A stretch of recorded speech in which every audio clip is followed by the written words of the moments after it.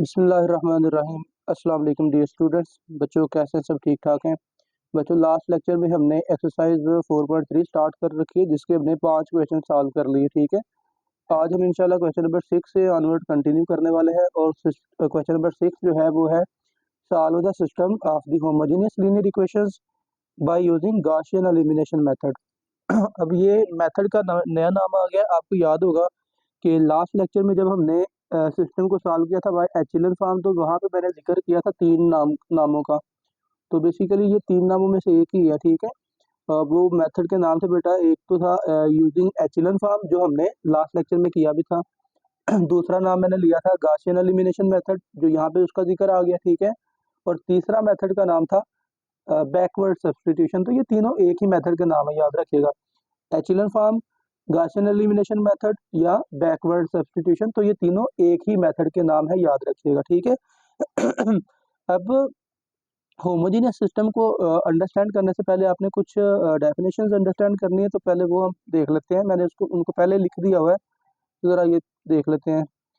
सबसे पहली डेफिनेशन बच्चों हम जो याद रखनी है वो है ट्रिवियल सोल्यूशन की। ठीक है, ट्रिवियल सोल्यूशन क्या होता है? Each system of the homogeneous linear equation is always satisfied by x1 is equal to 0, x2 is equal to 0, x3 is equal to 0। अगर उसमें मजीद वेरिएबल्स हैं तो वो भी इक्वल टू 0। ठीक है, तो the 0 0 solution of the system of homogeneous linear equation is called trivial solution. देखें, ये वो सोल्यूशन है जो हमें बगैर सॉल्व किए बता। देखें आपके सामने सिस्टम लिखा हुआ है ना, ये होमोजीनियस है। ठीक है, अब देखिए मैं इसमें x की जगह पे 0 पुट कर दूं, y की जगह पे 0 पुट कर दूं, z की जगह पे 0 पुट कर दूं, तो left hand side will be equal to right hand side, satisfy करेगा। तो ये जो सिस्टम है ना, ये 0 0 पे सेटिस्फाइड है। ठीक है, तो ये हल के बगैर ही हमें पता है कि ये इसका एक सोल्यूशन है। ठीक है, तो अगर हल किए बगैर ही हमें बेटा पता है कि ये इसका सोल्यूशन है, तो इस सोल्यूशन को जो कि 0 0 0 है, इसको हम क्या कहते हैं? Trivial solution. ठीक है, उसके बाद नॉन ट्रिवियल सोल्यूशन। तो solution other than trivial solution, जो सोल्यूशन है ना वो ट्रिवियल के अलावा any solution of the system of the homogeneous linear equation other than trivial solution is called non trivial solution. भाई ट्रिवियल के अलावा जो है कोई भी सोल्यूशन जो होगा वो क्या होगा? नॉन ट्रिवियल सोल्यूशन होगा। आगे ये दो नोट है इंपॉर्टेंट, ये भी जिन में रखने हैं आपने। ठीक है, the system of the homogeneous linear equation is always consistent. Always consistent, भाई ये होमोजेनियस का सिस्टम जो है ना, ये हमेशा कंसिस्टेंट होगा। कंसिस्टेंट मीन कि भाई इसका एक सोल्यूशन तो कम से कम लाजमी देखें होगा ना, जो हमें देखें हल के बगैर ही पता है, जो 0 0 0 है। ठीक है, तो ये इसका मतलब ये क्या है? कंसिस्टेंट है। उसके बाद जो अगली बात है वो भी बड़ी अहम है। अगर मेरे पास आ जाता है मामला इस तरह का कि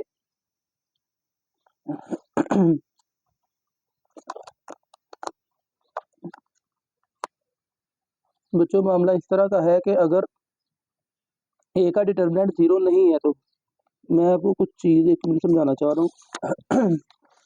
देखिए, अगर ना मैं इस सिस्टम को ना, जो कि बेसिकली है तो होमोजेनियस का सिस्टम। ठीक है, अगर आप इसको वो मैट्रिक्स जो सिस्टम को इक्वेशन की शक्ल में लिखते थे ना, वो मैं ज़रा अगर इस फॉर्म में लिखूँ तो क्या था भला? कोफिशिएंट मैट्रिक्स ए, वेरिएबल का matrix X is equal to B. अब बी की बजाय यहाँ पे क्या है? नल मैट्रिक्स या जीरो मैट्रिक्स। ठीक है, उसकी जगह पे मैं ओ लिख लेता हूँ। ठीक है, तो आप जानते हैं कि ये हम लिखते हैं एक्स बराबर ए इनवर्स बी, या यहाँ पे क्या आ जाएगा? ओ। और ये कब? If A determinant is not equal to 0, ये यूं कह लें कि ए इज नॉन सिंगुलर। यही कहते थे ना, ये हम तब इक्वेशन लिखते थे ना, ये इनवर्स वाली, जब हम कहते थे कि ए का इनवर्स एग्जिस्ट करता है। ठीक है, ये तो हम इक्वेशन तब लिखते थे। अब देखें ये क्या है? Null matrix. नल मैट्रिक्स से आप किसी भी मैट्रिक्स को मल्टीप्लाई करेंगे तो अल्टीमेटली जवाब क्या आने वाला है? नल ही आने वाला, जीरो ही आने वाला है। ठीक है, तो इसका मतलब ये हुआ कि जब ए का डिटर्मिनेंट जीरो नहीं है, तो हमें तो सोल्यूशन जो मिलने वाला है वो क्या मिलने वाला है? जीरो, यानी कि ट्रिवियल सोल्यूशन, जो हमें हल किए बगैर ही पता है। ओके हो गया? तो इसका मतलब ये हुआ कि अगर ए का डिटर्मिनेंट जीरो नहीं है तो हमें क्या मिलेगा? सिर्फ ट्रिवियल सोल्यूशन। ठीक है, ओनली ट्रिवियल सोल्यूशन। और अगर ए का डिटर्मिनेंट जीरो आ जाता है तो फिर तो ए का इनवर्स एग्जिस्ट ही नहीं करेगा, तो ये मेथड तो फिर भाई फेल हो गया। तो इन दैट केस हमारे पास चांसेस होंगे कि system will have trivial solution, non trivial solution. ठीक है, तो चलिए देखते हैं हम क्या करने वाले हैं। अब देखें, ये मैं फिर आपको रिवाइज करवा देता हूँ, 2 पॉइंट्स मैंने लिखे हुए हैं। If A determinant is not equal to 0 then the system of homogeneous linear equation possesses only trivial solution. और अगर ए का डिटरमिनेंट 0 आ जाए then the system of homogeneous linear equation will have only non trivial solution. ठीक हो गया। अच्छा बच्चों, इसके बाद हमने इसको सॉल्व कैसे करना है। तो बेसिकली क्या कह रहा है आपको, गॉसियन एलिमिनेशन मेथड। तो एक्चुअली करना क्या है, आपने इसको एचेलन फॉर्म से ही सॉल्व करना है। ठीक है, तो एचेलन फॉर्म में सॉल्व करने के लिए बच्चों तरीकाकार हम सीख चुके हैं लास्ट लेक्चर में, क्वेश्चन नंबर 5 में। ठीक है, तो सबसे पहले हम क्या करते थे, ऑगमेंटेड मैट्रिक्स लिखते थे। अब यहाँ पे एक इंटरेस्टिंग चीज है कि आप चाहे ऑगमेंटेड मैट्रिक्स लिखें, वो तो वैसे हम लिखते हैं ए बी। ठीक है, तो ए बी में क्या लिखते हैं, कोफिशिएंट्स ऑफ ए, यानी कि वेरिएबल का कोफिशिएंट, कोएफिशिएंट मैट्रिक्स, और साथ में राइट साइड बी। ठीक है, अब देखिए यहाँ पे राइट साइड पे क्या है, 0 0 0। तो अगर आप वो एंड वाले कॉलम में लिखते भी हैं, चले मैं यहाँ पे लिखता हूँ ए, फिर आपको क्लियर होता है। ए में लिख रहा हूँ मैं, यहाँ पे ए बी नहीं लिख रहा। 1 4 -2 2 1 5 5 2 8। चलें 1 4 -2 2 1 5 5 2 8। ओके हो गया बच्चों। अच्छा बच्चों देखें, अब अगर फर्ज कर ले मैं लास्ट में ना आखिरी कॉलम 0 0 लिख देता हूँ, जो कि राइट साइड को रिप्रेजेंट बेसिकली कर रहा होता है। तो आप उसमें ना कोई भी ऑपरेशन जब लगाएंगे तो ऊपर भी 0 नीचे भी 0 नीचे भी 0, तो भाई वो सारे का सारे अल्टीमेटली 0 का 0 ही रहेंगे। तो बेहतरीन क्या होता है कि आप राइट साइड इसकी लिखे ही ना, आप बस ए मैट्रिक्स लिख लें। ठीक है, ए मैट्रिक्स लिख लें। देखें ना, वैसे भी अगर आप 0 लिख भी लें तो मजायका नहीं है, गलत हर्ज नहीं है, 0 0 आप लिख सकते हो। लेकिन उससे क्या होगा, ये मैट्रिक्स थोड़ा सा बड़ा हो जाएगा, तो नफसियाती तौर पे आपको फील होगा, जबकि ऐसा होगा नहीं कि ये क्वेश्चन मुश्किल है। ठीक है, तो बेहतर यही है कि आप सिर्फ ए लिखें, तो वो दिखने में भी देखें ए डिटर्मिनेंट मैट्रिक्स जो है वो एक छोटा मैट्रिक्स है 3/3 का। ठीक है, तो आप इसमें क्या करेंगे, गॉसियन एलिमिनेशन मेथड में होमोजेनियस के केस में आप सिर्फ ए लिखेंगे, कोएफिशिएंट मैट्रिक्स। ठीक है, तो इस पे आपने बस ऑपरेशन लगा देना है। ठीक है, अब देखिए 1 के नीचे क्या है 2, आपने 2 को 0 बनाना है, क्योंकि हमने क्या करनी है, एचिलन फॉर्म बनानी है। 2 के नीचे 0, सॉरी 1 के नीचे 2 है, इसको 0 बनाना है, और 5 को 0 बनाना है। तो पहले स्टेप में हम ये करेंगे, तो मैं लिखूंगा बाय, पहला ऑपरेशन क्या लगाना पड़ेगा, 2 को 0 बनाने के लिए -2 करना पड़ेगा।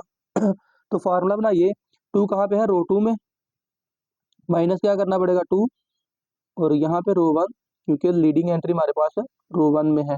ठीक है, तो चलिए भाई हम रो 2 को चेंज करने वाले हैं, पहली रो का कुछ नहीं करने वाले, तो वैसे की वैसे 1 4 -2। ठीक है, तो चलिए अब क्या करेंगे बच्चों, हम ये वैल्यूज पुट करेंगे, तो जाएगा 2 R2 का मतलब 2 -2 फार्मूले वाला, और इसके ऊपर रो 1 में क्या है 1, तो ये तो भाई 0 आ गया, यहाँ पे आ गया 0। उसके बाद वैल्यू पुट करें, रो 2 में 1 है, -2 ये फार्मूले वाला, और रो 1 में क्या है 4। तो ये आ गया 1 -8 -7। उसके बाद है बच्चों 5 -2 इंटू -2, तो ये 4 + 5 9 आ गया बच्चों, यहाँ पे आ जाएगा 9। ओके हो गया। अब नेक्स्ट मुझे क्या करना है बच्चों, नेक्स्ट मैंने करना है ये 5 को 0। ठीक है, तो इसके लिए फार्मूला बना लें, R3 -5 R1। ठीक है ना, जिसको भी आपने 0 बनाना है उसमें से उसी को माइनस कर दीजिए बस। ठीक है, तो ये आएगा 5 -5 इंटू 1 इज इक्वल टू 0। यहाँ पे रो 1 लीडिंग एंट्री वाली, तो यहाँ पे क्या आ गया बच्चों 0। फिर आएगा बच्चों 2 -5 इंटू 4, 5 4 बार 20, तो 2 -20, तो ये आ गया -18। ठीक है, उसके बाद है बच्चों 8 -5 इंटू -2, तो ये भी 18 आ गया बच्चों, यहाँ पे आ गया 18। ठीक है। अच्छा वैसे ना यहाँ पे एक काम हमें पहले कर लेना चाहिए था, जो हमने चले मिस कर दिया, कोई बात नहीं, हम इसका हमें पहले डिटर्मिनेंट फाइंड कर लेना चाहिए था, ताकि हमें पता लग जाता कि इसका ट्रिवियल सॉल्यूशन हमें मिलने वाला है कि नॉन ट्रिवियल सॉल्यूशन मिलने वाला है। ठीक है, चलें अब तो वो हम सॉल्व करके भी देख सकते हैं कि हमें कौन सा सॉल्यूशन मिलने वाला है। ठीक है, पहले आपको इसका डिटर्मिनेंट फाइंड करना चाहिए था। ठीक है, चलें हम वो डिटर्मिनेंट अब बाद में फाइंड कर लेते हैं। तो चलो बच्चों, अब देखें मैंने यहाँ पे क्या कर दिया, 1 के नीचे वाले एलिमेंट्स को 0 बना लिया।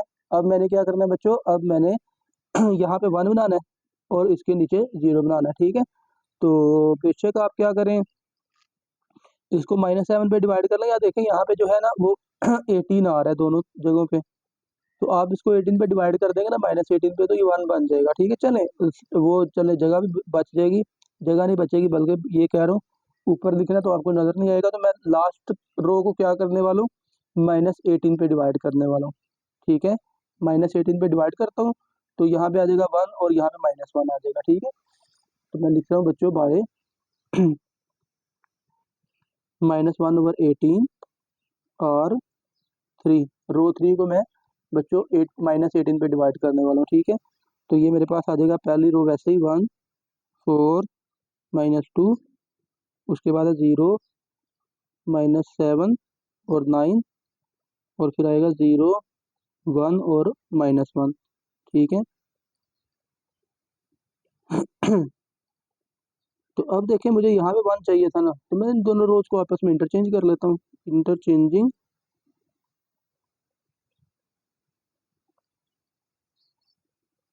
इंटरचेंजिंग रो 2 एंड रो 3, रो 2 और 3 को चेंज करते हैं, तो ये आपके पास क्या आएगा बच्चों, 1 4 -2 0 1 -1 0 -7 9। ओके बच्चों, तो अब आपने क्या करना है, अब ये 1 के नीचे वाला एलिमेंट जो कि -7 है, इसको 0 बनाना है। ठीक है, तो -7 कैसे 0 बनेगा भाई, +7 करके, तो लिखेंगे रो 3, -7 कहाँ पे, रो 3 में, +7 रो 2। अब मैंने रो 2 लिखा है यहाँ पे क्योंकि लीडिंग एंट्री जिसके नीचे 1 बना रहे हैं वो रो 2 में, दैट मीन्स अब रो 3 हम चेंज कर रहे हैं, 1 और 2 का कुछ नहीं कर रहे हैं, तो ये 1 और 2 रो ऐसे की ऐसे रहेगी तो ये बच्चों आ जाएगा 0 + 0, तो ये तो 0 रहेगा, -7 + 7, तो ये भी 0 हो जाएगा, क्योंकि इसके लिए हमने फार्मूला बनाया है, तो ये आएगा 9 + 7 × -1 दैट इज इक्वल टू 2।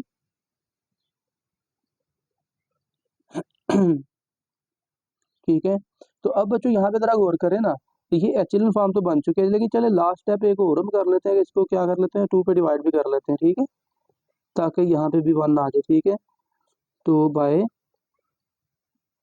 1/2 और 3। ठीक है, तो ये बच्चों आ गया हमारे पास, रो 3 में फिर चेंजिंग आने वाली है ना, 1 4 -2 0 1 -1 0 0 और यहाँ पे आ गया 1। ठीक है, अब यहाँ पे एक इंटरेस्टिंग सीन है, जो हमने ना कुछ ऑब्जर्वेशंस नोट कर रखी थी, लास्ट लेक्चर में हमने इस पे बात भी की थी, मैं आपको दिखा देता हूँ वो ये देखिएगा ज़रा। हमने बच्चों कहा था कि अगर रैंक ऑफ ए बी या इक्वल आ जाए रैंक ऑफ ए के, यहाँ पे चलें ए की ही हमने बात करनी है, यहाँ पे ए बी और ए समझने के एक ही चीज़ है। चलें आप ज़रा ना देखें, ये क्या है ए, और अगर एंड पे 0 0 भी लिखा होता तो वो क्या बनता है, ए बी।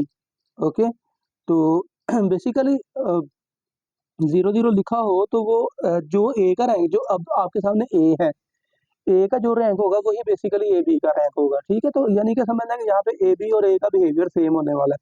तो देखिए हमारे पास रैंक कितना है यहाँ पे, 3। ये एचएलएन फॉर्म बन चुकी है ना, मैं लिख देता हूँ यहाँ पे which is echelon form, echelon form बन गई है, and rank of A, rank of A कितना है, 3।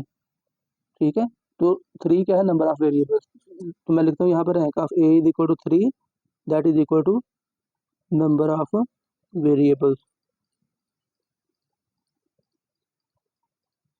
तो जब ऐसा होता था कि रैंक इक्वल आ जाए और नंबर ऑफ वेरिएबल के इक्वल आ जाए, ये देखिए आपके सामने है, rank of A rank of equal है नंबर ऑफ वेरिएबल के, then the system will have unique solution, system का एक ही यूनिक सोल्यूशन एग्जिस्ट करेगा। ठीक है, यूनिक सोल्यूशन एग्जिस्ट करेगा, तो ट्रिवियल में जो यूनिक सोल्यूशन होगा वो बेसिकली क्या होगा, यूनिक सोल्यूशन ट्रिवियल सोल्यूशन ही होगा, 0 0 0, क्योंकि ये तो एक हमें कन्फर्म है ना सोल्यूशन 0 0। तो अब देखें अगर मैं इसको वापस लिखता हूँ, the system will have unique solution, unique के आगे ना मैं ब्रैकेट में ट्रिवियल भी लिख देता हूँ, चलें यूनिक तो ट्रिवियल ही हो सकता है ना, ट्रिवियल सोल्यूशन। और वो कैसे लिखेंगे, आप इस सिस्टम को ना वापस क्या करें, इक्वेशन की फॉर्म में लिख दें। तो ये आएगा X plus 4y minus 2z is equal to 0, इसको कहेंगे इक्वेशन नंबर 1। ठीक है, फिर यहाँ पे क्या आएगा, इक्वल टू 0 है, तीसरा कॉलम हमने यहाँ पे नहीं लिखा हुआ। ठीक है, आगे आएगा बच्चों y minus z is equal to 0, इसको कहेंगे इक्वेशन नंबर 2। एंड अब देखिए इक्वेशन नंबर 3 में क्या आएगा, z इज इक्वल टू 0। ठीक है, ये क्या आ गई 3, और इसको आप पुट कर दे इक्वेशन नंबर 2 में। 2 में पुट करेंगे तो ये आएगा y minus 0 is equal to 0, implies that y is equal to 0, y की वैल्यू भी 0 आ गई। अब पुट करेंगे y is equal to 0 and z is equal to 0 in equation 1। तो आपको क्या मिलेगा बच्चों, x plus 0 is equal to 0 minus, तो दिस इम्प्लाइज दैट x की वैल्यू भी बच्चों क्या आ जाएगी, 0। ठीक है, तो ये चले। अब देखें एक चीज़ और है, हमें पता लग गया यहाँ पे ट्रिवियल सोल्यूशन तो आया है, लेकिन अगर हम ये सॉल्व करने से पहले ही पता लग जाता ट्रिवियल सोल्यूशन आता, तो बेशक हम इसको सॉल्व भी ना करते, हम वैसे ही कहते हैं कि भाई इसका सिर्फ क्या होगा, ट्रिवियल सोल्यूशन। ठीक है, चले मैं यहाँ पे ना थोड़ी सारी स्पेस निकालता हूँ, तो मैं यहाँ पे ए का डिटर्मिनेंट आपको फाइंड करके दिखाता हूँ, वो 0 अब नहीं आने वाला। ठीक है, लिख ले, मैं यहाँ पे ए का डिटर्मिनेंट लिखता हूँ और वो क्या आएगा, मैं डायरेक्ट अब करने वाला हूँ। पहला एलिमेंट लिखा, पहला कॉलम छोड़ेंगे तो ये आएगा 8 माइनस 10, दूसरे एलिमेंट का साइन चेंज -4 इंटू, दूसरा कॉलम छोड़ेंगे तो 16 नफी 25 -2 इंटू, तीसरा कॉलम छोड़ें तो 4 नफी 5। तो ये बच्चे मेरे पास आ गया माइनस का 2, ये आएगा माइनस का 9 हो जाएगा, माइनस का 9 तो 4 9 36, माइनस का 36 प्लस का 36 हो जाएगा ना। ठीक है, माइनस का 9 और 4 9 36 प्लस का 36 हो जाएगा। ठीक है, माइनस का 1 और ये प्लस का 2 हो जाएगा, 36 और 4 ये कितना आ गया बच्चों, 40 इज नॉट इक्वल टू 0, क्योंकि ए का डिटरमिनेंट 0 नहीं आया। दैट मीन्स के system will have only trivial solution. ठीक है, ट्रिवियल सोल्यूशन आपको मिलेगा। ठीक है, ये आप सॉल्व करने से पहले ही आपको देखे पता था, तो लेकिन आपने डिटरमिनेंट फाइंड नहीं किया, तो डिटरमिनेंट फाइंड कर ले तो आपको पहले समझ ले पता लग जाएगा। ठीक है, तो चलिए बच्चों नेक्स्ट हम इसका सेकंड पार्ट करते हैं।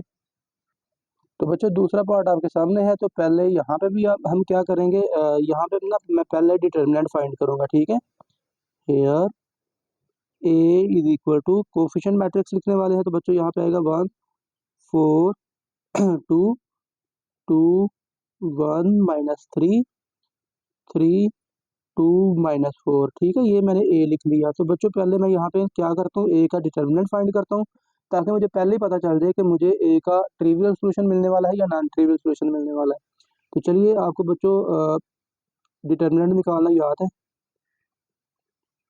तो क्या होगा बच्चों, पहले पहला एलिमेंट लिख लें, फिर 2/2 का डिटर्मिनेंट, दूसरे का साइन चेंज, 2/2 डिटर्मिनेंट, तीसरा सेम एलिमेंट और 2/2 डिटर्मिनेंट। ठीक है, तो पहले नंबर पे पहला कॉलम छोड़ेंगे, पहली रो का काम खत्म, तो ये आ गया बच्चों 1 2 -3 -4, दूसरा कॉलम छोड़िए तो 2 3 और ये आएगा -3 और -4। अब तीसरा कॉलम छोड़ेंगे तो ये आएगा 2 3 1 और 2।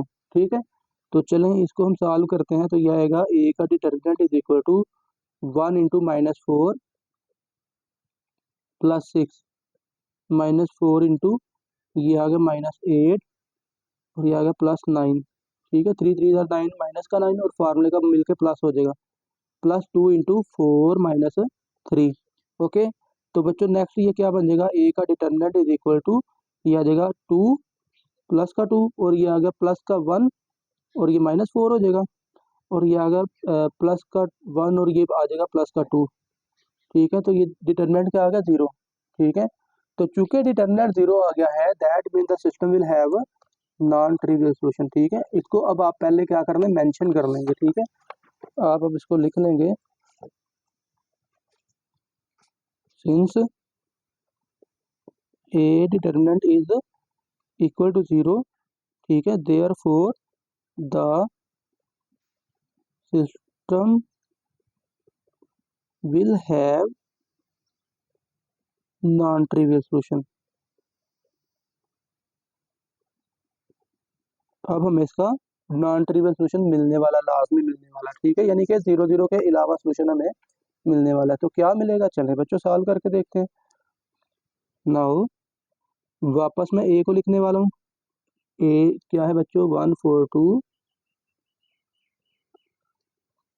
2 1 माइनस 3,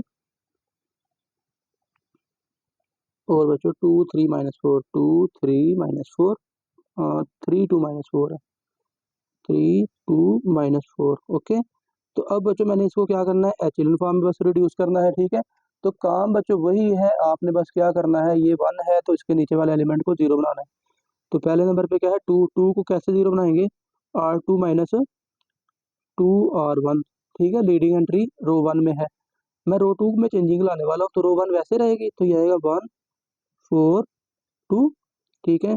तो अब ये देखें 2 के लिए फार्मूला बना है, ये तो 0 बनेगा, चलो मैं फिर भी पुट कर देता हूँ, 2 माइनस 2 इंटू 1 0, फिर आएगा 1 माइनस 2 इंटू 4, तो 1 माइनस 8 माइनस का 7 आ गया, फिर आएगा माइनस 3 माइनस 2, और माइनस 3 के ऊपर क्या है 2, 2 2 बार 4, तो माइनस का 7 यहाँ पे आ गया, ठीक है। फिर इस 3 को 0 बनाना है आपने, ठीक है। तो 3 किस कहाँ पे है, रो 3 में, रो 3 माइनस 3 रो 1, जिसको भी 0 बनाना है आप उसमें से उसी को माइनस कर दें, ठीक है।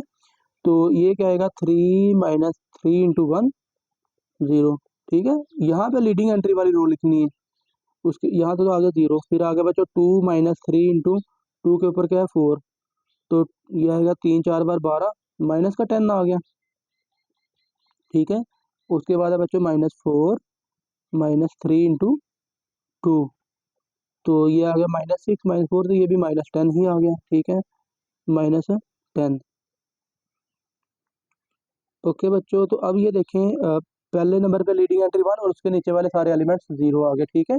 अब आपने क्या करना है, दूसरी रो की लीडिंग एंट्री को 1 बनाना है, तो यहाँ पे 1 बनाना है, आप रो 2 को क्या कर दें, -7 में डिवाइड कर लें, ठीक है, बाय -1/7 और 2, ऐसा कर लें कि रो 3 को भी डिवाइड कर लें, एंड -1/10 और 3।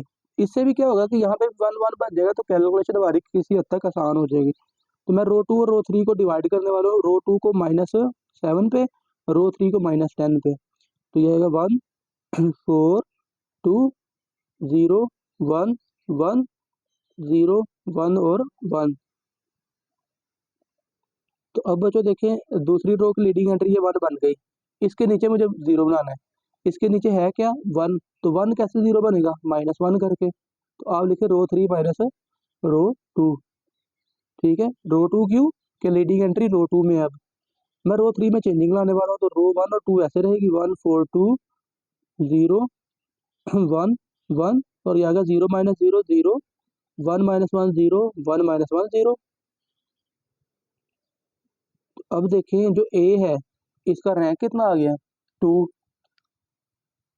तो रैंक कितना आया 2, which is actually less than the number of variable, आप लिखें विच इज एचेलन फॉर्म। अब देखिए बेसिकली अब थोड़ा सारा सिस्टम के बारे में बताना है कि इसमें होना क्या है। अब रैंक जो ये एचेलन फॉर्म आ गई है ना, which is echelon form and rank of A is equal to 2, which is less than the number of variables.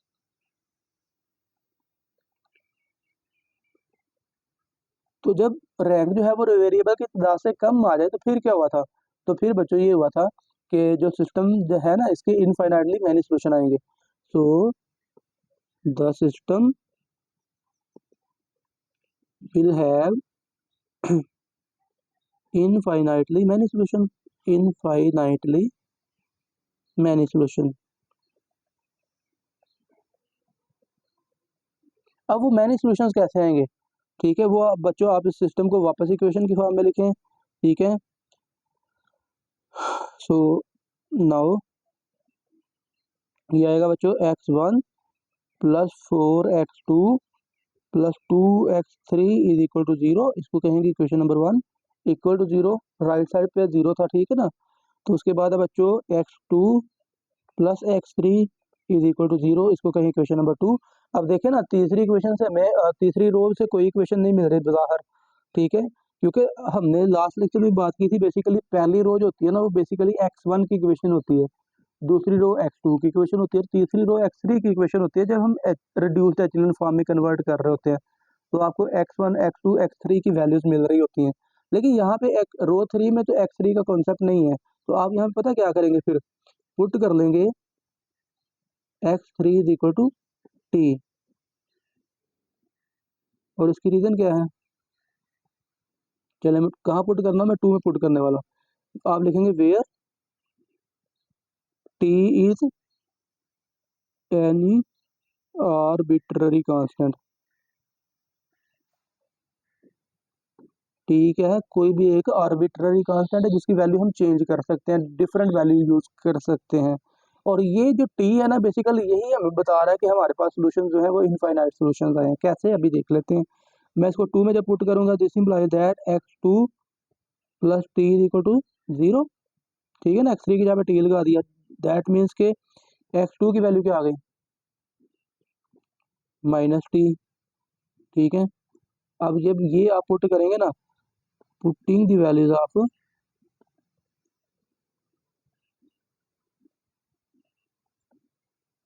x2 and x3 in equation 1, भाई हमें x1 की भी तो वैल्यू चाहिए ना, तो ये आएगा x1 प्लस 4x2 की जगह पे क्या आ जाएगा -t, प्लस 2x3 की जगह पे क्या आ जाएगा t इज इक्वल टू 0।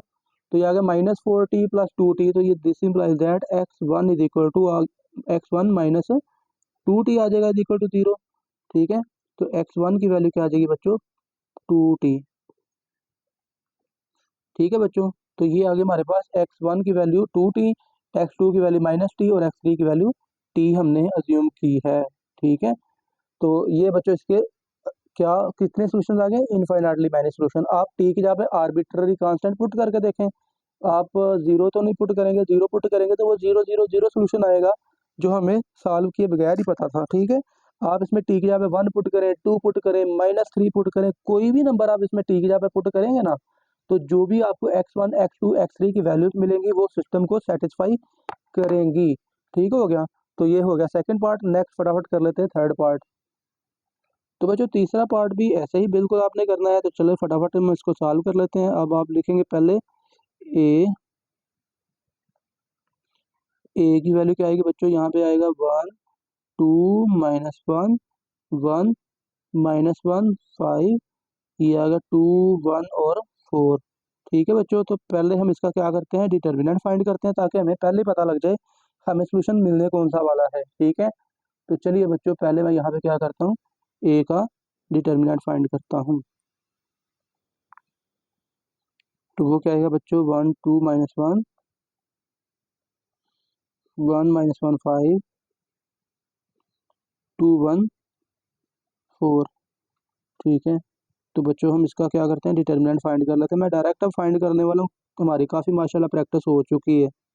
तो ए का डिटर्मिनेंट इज इक्वल टू पहले पहला एलिमेंट लिखा और पहला कॉलम छोड़ा, तो ये आएगा -4 -5।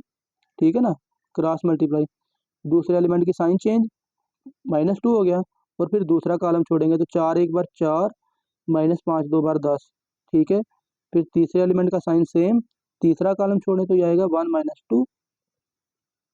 ठीक है, 1 -2 तो +2 नहीं हो जाएगा, +2 हो जाएगा। तीसरा कॉलम छोड़ेंगे तो एक एक बार एक, 2 1 2 -2 तो +2 हो जाएगा फार्मूले की वजह से। ठीक है, तो अब ये क्या आ गया, ए का डिटर्मिनेंट इज इक्वल टू, ये आ गया माइनस का 9, ये आएगा बच्चों -6। ठीक है, -6 और ये मल्टीप्लाई बाय 2, तो ये प्लस का 12 हो गया फिर, और ये आ गया प्लस का 3 और माइनस का 3। तो देखें ये क्या आ गया, 0। ए का डिटर्मिनेंट क्या आ गया है, 0। Therefore the system will have infinitely sorry system will have non-trivial solution। चले वैसे तो वो बात वो भी ठीक थी जो पहले मैंने लिखी, इनफाइनाइट सॉल्यूशन ही आने वाले हैं क्योंकि ट्रिवियल के अलावा जो सॉल्यूशन आने वाले हैं वो इनफाइनाइट ही आने वाले हैं। चले देख लेते हैं अभी। अच्छा जी, नॉन ट्रिवियल सॉल्यूशन आने वाले हैं तो कैसे आप उनको फाइंड करेंगे भाई, आप ए को क्या कर दें, रिड्यूस कर लें एचेलन फॉर्म में। 1 2 -1 1 -1 5 2 1 4। अब बच्चों आपने क्या करना है, ये 1 के नीचे वाले एलिमेंट्स को 0 बनाना है। तो ये 1 को 0 बनाएंगे -1 करके, तो आप लिखें रो 2 माइनस रो 1। ठीक है, तो रो 2 में से रो 1 को माइनस कर लें, तो पहली रो वैसे ही रहेगी, उस पर हम कुछ नहीं कर रहे हैं। ठीक है, तो 1 -1 0, -1 -2 माइनस का 3, 5 -1 तो माइनस का आ गया 6, ओ सॉरी प्लस का 6 आएगा ना। ठीक है ना, उसके बाद बच्चों ये 2 को 0 बनाना है आपने, तो क्या करेंगे, R2 माइनस 2R1। ठीक है ना, 2 को 0 बनाना है तो -2 करना पड़ेगा, और दूसरे नंबर पे लीडिंग एंट्री वाली रो, ये आ गया 0 1 -2 इंटू 2, 1 -4 -3 आ गया। आगे बच्चों 4 -2 इंटू -1, तो ये +2, तो ये 6 आ जाएगा। ठीक है, तो चलें जी, ये बच्चों हमारा पहला ऑपरेशन लग गया। ओके, अब आपने क्या करना है बच्चों, दूसरी रो की लीडिंग एंट्री को 1 बनाना है। ठीक है, तो ये -3 पे डिवाइड कर लें, तो यहाँ पे 1 आ जाएगा। रो 3 को भी डिवाइड कर लें बाय -1/3 रो 2 एंड -1/3 रो 3। दोनों रोज को आपने -3 पे डिवाइड कर लेना, तो ये क्या आएगा 1 2 -1 0 1 -1 0 1 और -1, क्योंकि आप क्या कर रहे हो, -3 पे डिवाइड कर रहे हो। ठीक है, रो इक्विवेलेंट का सिंबल लगाते जाइए। तो अब आपने ये 1 के नीचे 0 बनाना है, तो क्या करेंगे, रो 3 माइनस रो 2। पहली दूसरी रो का हम कुछ नहीं कर रहे, 1 2 -1 0 1 -1 0 -0 0 1 -1 0 -1 माइनस +1 हो जाएगा, तो ये भी 0 हो जाएगा। ठीक है, तो ये बच्चों हमारे पास एचेलन फॉर्म बन गई। ठीक है, विच इज एचेलन फॉर्म, ये एचेलन फॉर्म बन गई है। एंड रैंक कितना है बच्चों, रैंक आ गया है 2, rank of A is equal to 2 which is less than the number of variables.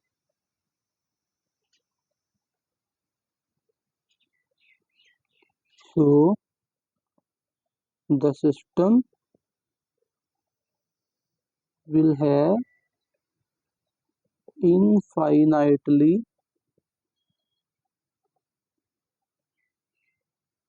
many solutions। और वो मैनी सॉल्यूशंस आपको कैसे मिलेंगे, आप बच्चों ये सिस्टम को वापस इक्वेशन की फॉर्म में लिखेंगे, तो ये क्या आएगा, x1 + 2x2 - x3 = 0, equation number 1। फिर आएगा बच्चों x2 - x3 = 0, इक्वेशन नंबर 2। और फिर आप पुट कर लेंगे x3 = t। और t के बारे में आपने बताना है कि t क्या है बच्चों, where t is an arbitrary constant. T क्या है, एक आर्बिट्ररी कांस्टेंट है बच्चों। तो अब आप क्या करेंगे, इक्वेशन 2 को सिंप्लीफाई करेंगे, तो क्या बनेगी, x2 - t = 0, implies that x2 की वैल्यू भी क्या आ गई बच्चों, t आ गई। ठीक है, तो अब आप x2 और x3 की वैल्यू पुट कर लेंगे इक्वेशन 1 में। Put x2 = -t, x2 is x2 = +t और x3 = t इन इक्वेशन 1। ठीक है, x2 की वैल्यू पुट करनी है और x3 की वैल्यू इक्वेशन 1 में, तो क्या मिलेगा बच्चों, x1 + 2t - t = 0। ठीक है, तो ये आ गया x1 + t = 0। This implies that x1 की वैल्यू क्या आ गई, -t। ठीक है, तो बच्चों x1 की वैल्यू -t, x2 की वैल्यू +t, x3 की वैल्यू +3। ठीक है, तो ये बच्चों हमारे पास तीनों वैल्यूज आ चुकी हैं। ठीक है, तो ये हमारा क्वेश्चन सॉल्व हो चुका है, क्वेश्चन नंबर 6। नेक्स्ट हम बच्चों फटाफट कर लेते हैं क्वेश्चन नंबर 7। बच्चों क्वेश्चन नंबर 7 जो है वो कहता है ट्राइंगल हैज वर्टिसेस एट 4 1। ए जो है वो 4 1 है, बी जो है वो -2 5 है, and C 0 -3। Find the vertices of the reflected triangle over the y axis using transformation matrix. अच्छा, ये ट्रांसफॉर्मेशन या रिफ्लेक्शन क्या है? बेसिकली रिफ्लेक्शन जो है ना, ये इमेज लाइन को कहते हैं। कोई पॉइंट है ना, एक फर्ज कर लें ए है, तो इसका जो रिफ्लेक्शन है वो बेसिकली क्या है, समझ लें कि इसका मिरर इमेज है, मिरर लाइन है, ठीक है। वो कैसे हम कैलकुलेट करते हैं, उसके लिए ना हम गिवन वर्टेक्स को जो है वो कॉलम मैट्रिक्स में ट्रांसफर करते हैं और उसको ट्रांसफॉर्मेशन मैट्रिक्स से मल्टीप्लाई बस करना होता है। तो ट्रांसफॉर्मेशन मैट्रिक्स जो है वो मैंने लिखे हुए हैं। सबसे पहले जो है ना, to reflect matrix over the x axis. हमने अगर किसी मैट्रिक्स को एक्स एक्सिस से रिफ्लेक्ट करना है over the x axis, we have to multiply it by 1 0 0 -1। To reflect a matrix over the y axis, अगर हमने वाई एक्सिस के ओवर रिफ्लेक्ट करना है तो -1 0 0 1 से मल्टीप्लाई करना पड़ेगा। और अगर हमने किसी मैट्रिक्स को रिफ्लेक्ट करना है ओवर एक एक लाइन है y बराबर x, तो हमें मल्टीप्लाई करना पड़ेगा, we have to multiply it by 0 1। हमने अब क्या करना है, यहाँ पे वाई एक्सिस के अलॉन्ग रिफ्लेक्ट करना है ना, तो उसके लिए हमें रिफ्लेक्टेड मैट्रिक्स जो है ट्रांसफॉर्मेशन मैट्रिक्स मिलेगा -1 0 0 1। ठीक है, मैं यहाँ पे लिख देता हूँ the transformation solution the transformation matrix over y axis is, और वो क्या है बच्चों, वो है -1 0 0 1। ठीक है, तो अब बच्चों बस आपने क्या करना है, जो आपको वर्टिसेस गिवन है पहले आप उनको क्या करना है, कॉलम मैट्रिक्स लिखें। तो मैं लिखता हूँ the points as column matrices, the points as column matrices.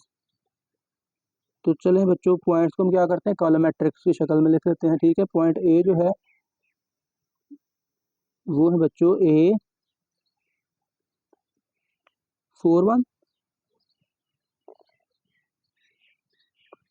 B जो है वो है बच्चों -2 5 -2 5, कॉलम मैट्रिक्स की शक्ल में लिख रहे हैं। ठीक है, 2D है तो 2 एलिमेंट्स आएंगे बस, एंड सी क्या आएगा बच्चों 0 -3। अब बस आपने क्या करना है बच्चों, इन मैट्रिसेस को आपने ट्रांसफॉर्मेशन मैट्रिक्स से मल्टीप्लाई कर देना। ठीक है, तो आप लिखेंगे बच्चों दी नो दी वर्टेक्स ए का रिफ्लेक्टेड जो पॉइंट होगा ना, वो उसको ए प्राइम से आप डिनोट कर लीजिए। ठीक है, तो मैं लिखता हूँ the vertex A prime of reflected image, reflected image, और वो बच्चों क्या आएगी, दैट इज इक्वल टू आपने क्या करना है, इसको मल्टीप्लाई कर देना बच्चों -1 0 0 1 के साथ। ठीक है, ए को 4 1, तो बच्चों ये हमारे पास क्या आ जाएगा, मल्टीप्लाई करें पहली रो पहला कॉलम, तो ये क्या आएगा बच्चों -4 + 0, दूसरी रो दूसरा कॉलम, तो ये क्या आएगा दूसरी रो पहला कॉलम, तो 0 + 1 आ गया।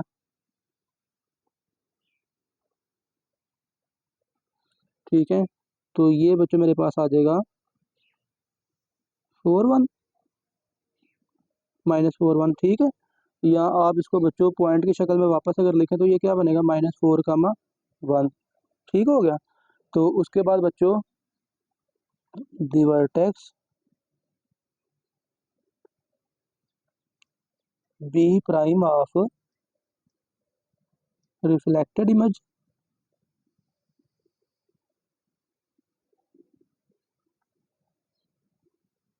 इज इक्वल टू क्या है बच्चों -1 0 0 1, इसको मल्टीप्लाई करते हैं पॉइंट बी के साथ। ठीक है, पॉइंट बी क्या है बच्चों हमारे पास -2 5, जिसका हमने कॉलम मैट्रिक्स लिखा हुआ है।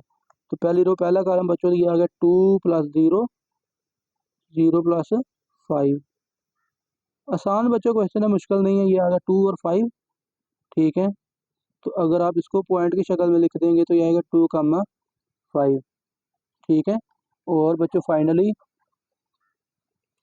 And the vertex C prime of the reflected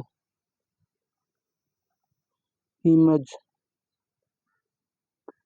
is equal to बच्चों ये क्या आएगा -1001 और मल्टीप्लाई आपने कर देना इसको पॉइंट सी के साथ, ठीक है। तो पॉइंट सी क्या है 0 -3 पहली रो पहला कॉलम बच्चों तो ये आएगा 0 + 0 ही आएगा ये, ठीक है। तो ये आएगा 0 -3 तो बच्चों ये हमारे पास आ गया 0 और -3। चलें मैं ज़रा दोबारा इसको देख लेता हूँ। सी जो है 0 -3 है, ठीक है। तो ये आ गया 0 0, ठीक है। ये आ गया 0 और -3, ठीक हो गया। तो बच्चों ये आ गया हमारे पास दैट इज इक्वल टू 0 -3, ठीक है। तो अब ये हमारे पास बच्चों सारे वर्टिसेस आ चुके हैं, ठीक है। तो आप लिख लीजिए the vertices the vertices of reflected triangle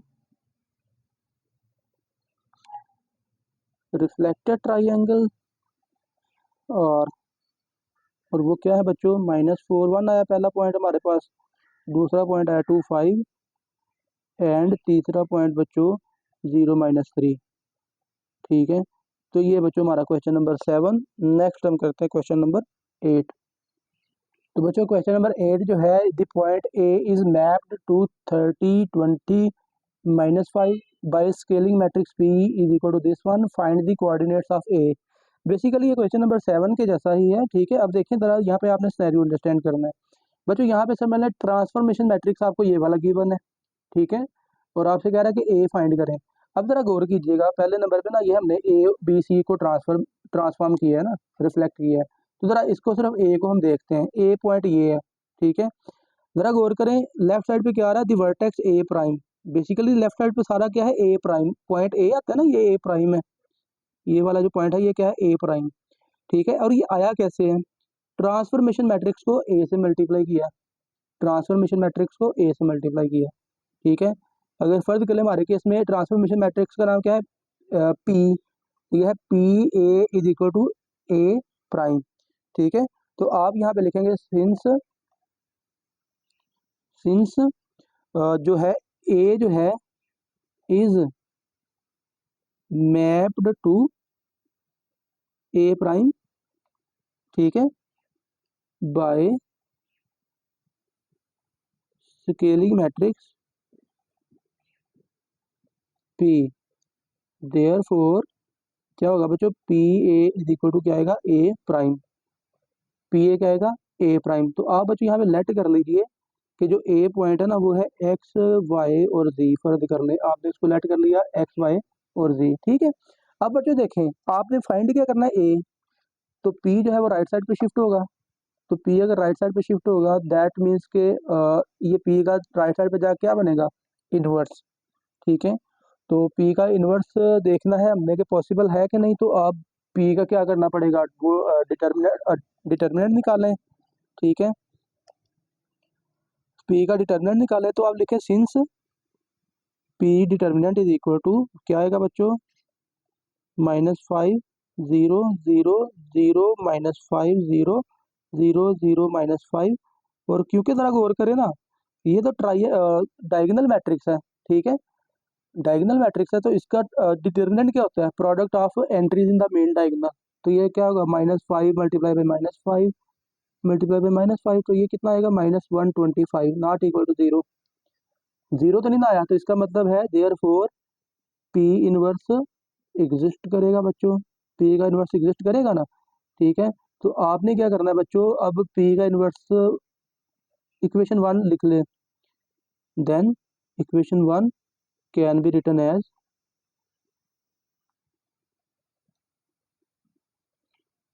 इसको पहले लिखें A is equal to P inverse A prime, ठीक है। अब आपने क्या करना है पी का इनवर्स फाइंड करना है। तो पी के इनवर्स का एक तो तरीका वही है कि आप क्या करें एडजॉइंट फाइंड करें, ठीक है। और फिर क्या करें एडजॉइंट को डिटर्मिनेंट पे डिवाइड कर दें -125 पे, ठीक है। तो या फिर दूसरा तरीकाकार क्या होगा, दूसरा तरीकाकार ये होगा आप इसको रो ऑपरेशन से इन्वर्स फाइंड कर लेंगे, एक ही स्टेप में इन्वर्स फाइंड कर लेंगे, ठीक है। अब नो देखिएगा कैसे, पी डॉट आई लिखते थे ना, पी जिसका इन्वर्स फाइंड करना हो उसके साथ आप क्या लिखते हो, बस आई को लिख लेते हो। तो ये है -5 0 0 0 -5 0 0 0 -5, और यहाँ पे साथ में क्या लिखना है, 1 0 0 0 1 0 0 0 और 1, ठीक है। तो ये एक्चुअली मैट्रिक्स है, ठीक है। दरमियान वाली लाइन लगा भी लें तो ठीक है, नहीं भी लगाए तो काम चल जाएगा। मैं इसको वैसे रेज ही कर देता हूँ, मैं यूज़ नहीं करता आमतौर पर, ठीक है। तो अब बच्चों देखें, आपने क्या करना है, पहले वाले मैट्रिक्स को आई बनाना है। तो ये यहाँ पे जो चेंजिंग आएगी वो क्या बन जाएगी, ए इनवर्स, जो कि यहाँ पे पी का काम कर रहा है, पी इनवर्स बनेगा ना। तो मुझे करना क्या पड़ेगा, देखिए यहाँ पे 1 चाहिए मुझे, रो 1 को -5 पे डिवाइड कर दें, रो 2 को -5 पे डिवाइड कर दें, रो 3 को -5 पे डिवाइड कर देंगे तो आपको यहाँ पे आइडेंटिटी मिल जाएगी। तो आप लिखेंगे बाय -1/5 रो 1, -1/5 रो 2 एंड -1/5 रो 3। तीनों रोज को आप क्या कर रहे हो, डिवाइड कर रहे हो -5 पे, ठीक है। तो रो ऑपरेशन लगाएंगे तो ये बच्चा आएगा, यहाँ पे आ गया 1 0 0, और यहाँ पे आएगा -1/5 0 और 0, फिर ये आएगा 0 1 0, ये आएगा 0, और ये आएगा -1/5 0 0 0, यहाँ पे 1 आ जाएगा बच्चों, और ये आएगा 0 और ये भी 0, और ये आएगा -1/5। ये क्या है, रो इक्विवेलेंट, ठीक है।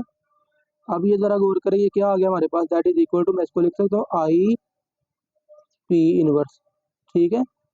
आई और पी इनवर्स मैंने लिख दिया, तो इसका मतलब पी इनवर्स क्या आएगा, that is P inverse is equal to बच्चों आएगा -1/5 0 0 0 -1/5 0 0 0 और -1/5।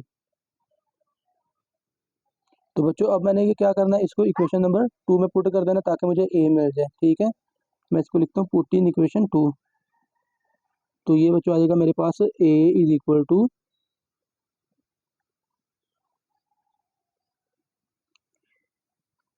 पी इनवर्स ए प्राइम लिखना है ना, पी ये आएगा -1/5 0 0 0 -1/5 0 0 0 -1/5।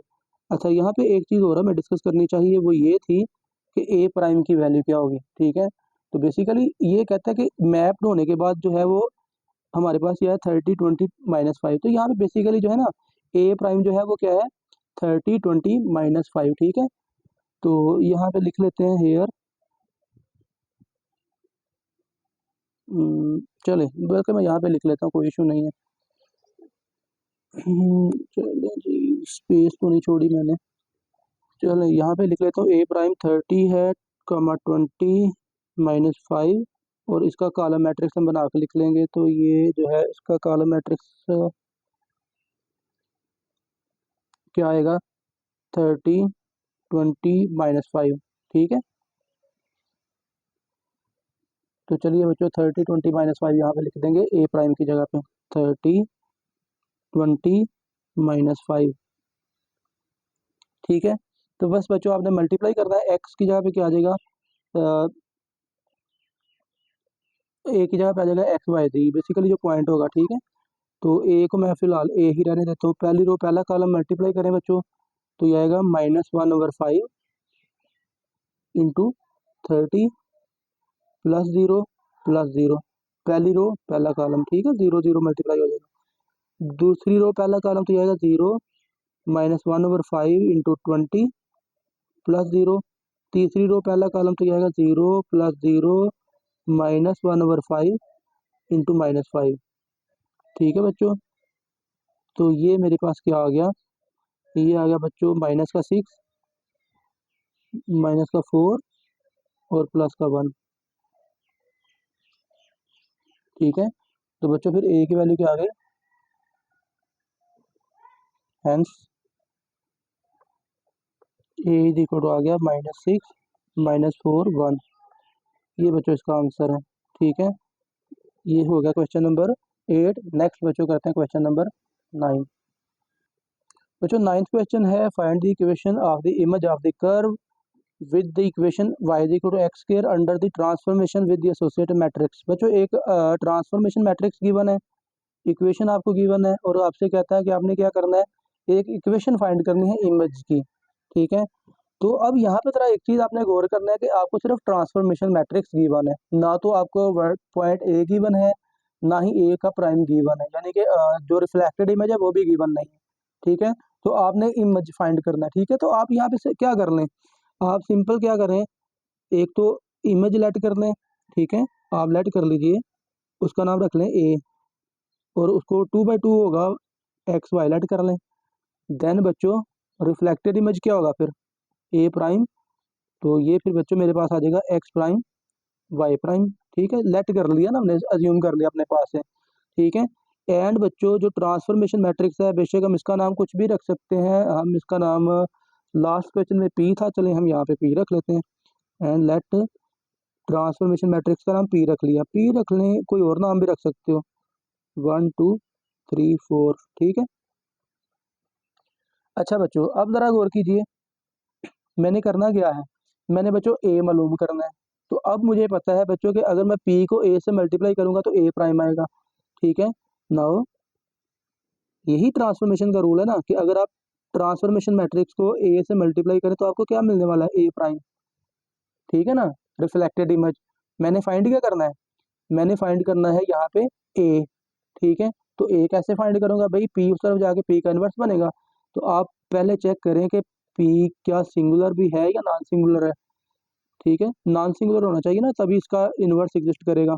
1 2 3 4, तो ये बच्चों आ जाएगा हमारे पास 4 - 6 is equal to -2, that is not equal to 0। So P inverse exist, तो पी का इनवर्स एग्जिस्ट करेगा। तो आप देख सकते हो this implies that A is equal to P inverse A prime. ठीक है, तो भाई आपको पी का इनवर्स निकालना पड़ेगा, तो पी का इनवर्स निकालने के लिए आपने पी का डिटर्मिनेंट निकाल लिया। अब क्या निकालें, एडजॉइंट। तो एडजॉइंट में हम जानते हैं 2/2 है, तो प्रिंसिपल डायगोनल के एलिमेंट्स चेंज कर दें, 4 इसके साइन चेंज कर दें। ठीक है ना, तो ये बच्चों आपने क्या फाइंड कर लिया, एडजॉइंट पी भी फाइंड कर लिया।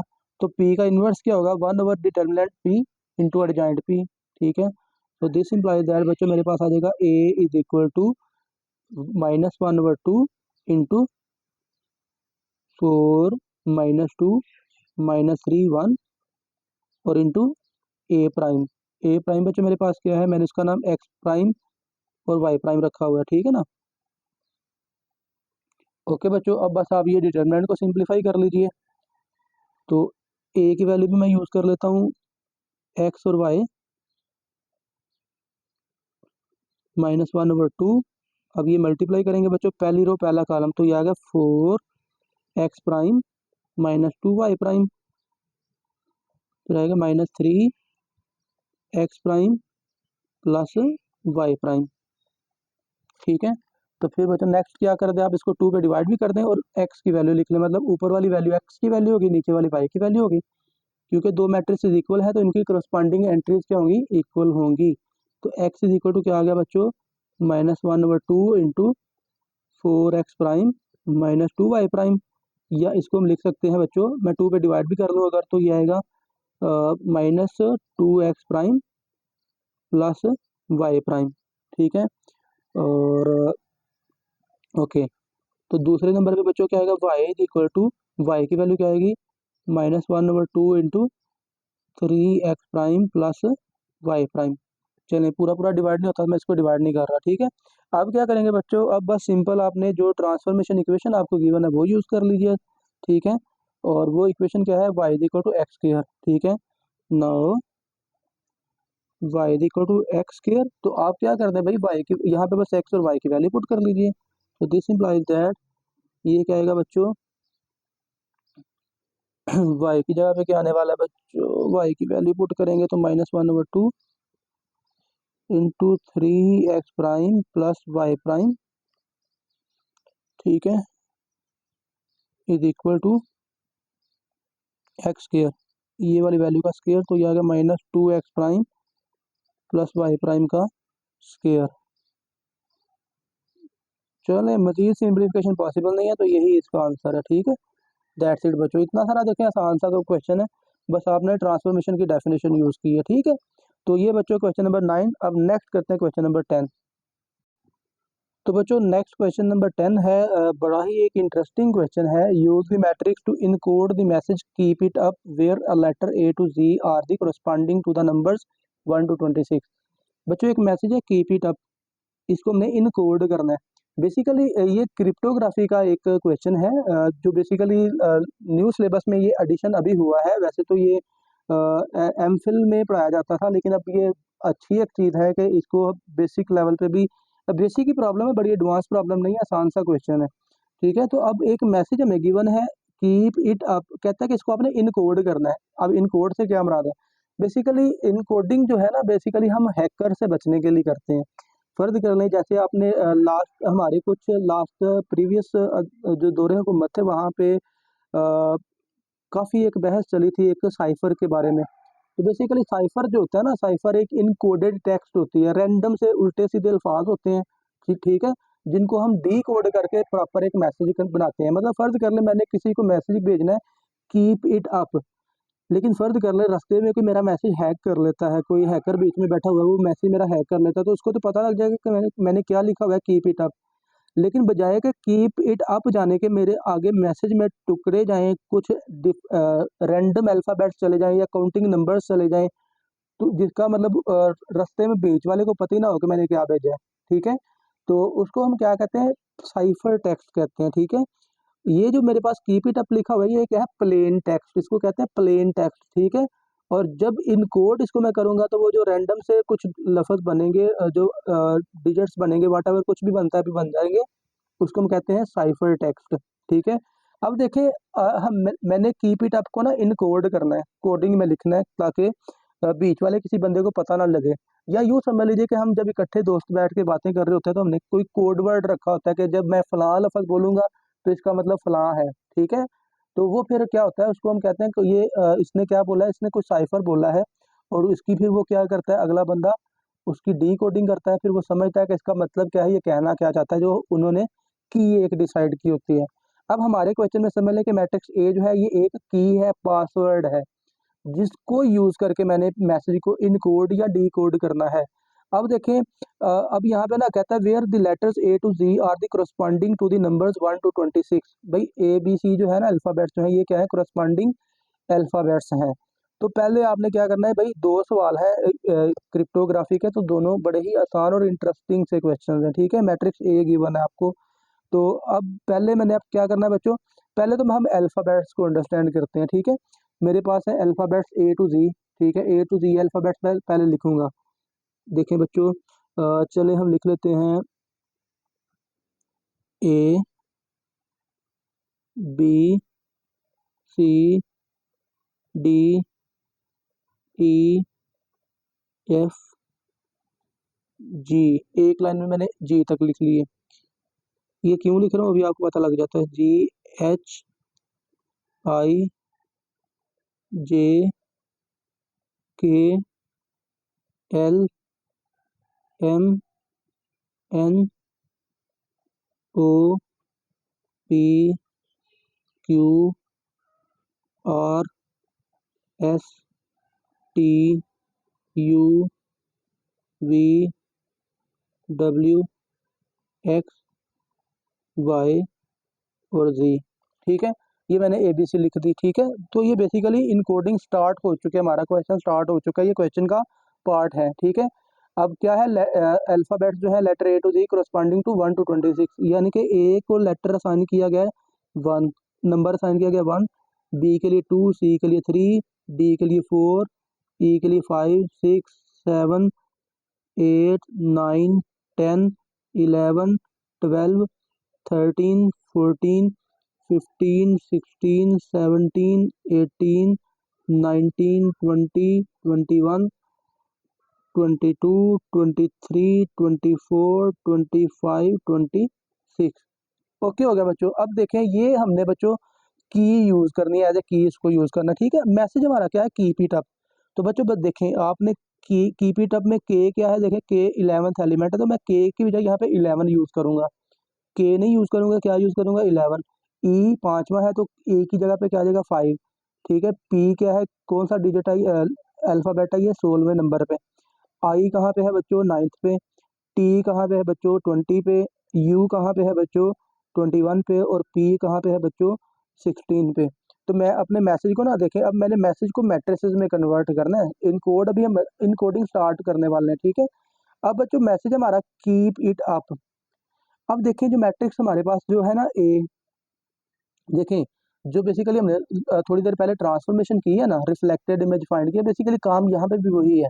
मैंने की को ना ये कीप इट अप से मल्टीप्लाई बस करना है, तो वो मेरा मैसेज इनकोड हो जाएगा। अब मैंने बेसिकली ए तो मेरे पास है 3/3 का मैट्रिक्स।